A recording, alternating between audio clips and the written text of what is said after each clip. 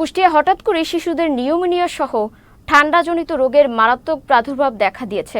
প্রতিদিন গড়ে শতাধিক শিশু হাসপাতালে ভর্তি হচ্ছে। 250 শয্যার কুষ্টিয়া জেনারেল হাসপাতালে 20 শয্যার বিপরীতে 400-র বেশি শিশু রোগী ভর্তি রয়েছে।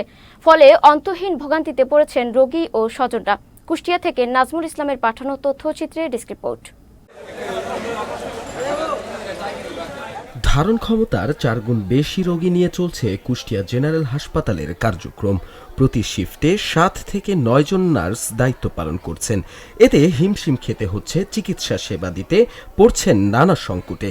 বিশেষ করে বেশি সংকট দেখা দিয়েছে শিশু রোগীদের নিয়ে। শিশু ওয়ার্ডের সামনের বারান্দার মেঝেতে শিশু রোগীতে ঠাসা। বারান্দার পাশে মেডিসিন ওয়ার্ড এবং শিশু ওয়ার্ড ইউনিট 2-এ শিশু রোগী রাখা হয়েছে। গাদাগাদি করে সেখানে বিছানা করেই আছে তারা। হাসপাতালে শিশু ওয়ার্ডের 4টি রুমে মাত্র 20টি শয্যা রয়েছে। অথচ এই 20 শয্যার বিপরীতে প্রতিদিন গড়ে প্রায় 400-রও অধিক শিশু হাসপাতালে ভর্তি থাকছে।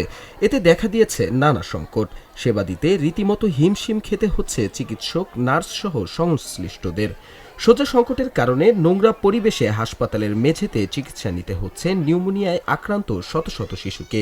এতে চরম ভোগান্তিতে আছেন রোগী ও স্বজনেরা। চিকিৎসা ভালো এবং হলে চিকিৎসাটা ঠিক মতো হয় না, কারণ এত রোগীর চিকিৎসা কি করে, লোকের কোনো সমাগম বেশি, গরম, অসুস্থ হয়ে মানুষ আসে, এখানে ভালো লোক আসলে অসুস্থ হয়ে যায়। এখানে যে পরিমাণে বেড আছে তাতে আপনার বাচ্চার তুলনামূলকভাবে অনেক বেশি।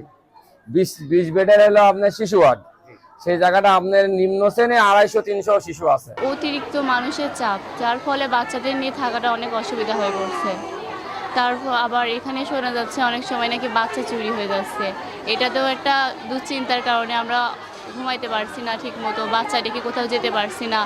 আর এখানে এত পরিমাণে চাপ যে আমরা যে একটা সুস্থ সবল একটা সেবা পাবো, সেই সেবাটা দিতে তারা নার্স, ডাক্তার হিমশিম খাচ্ছে।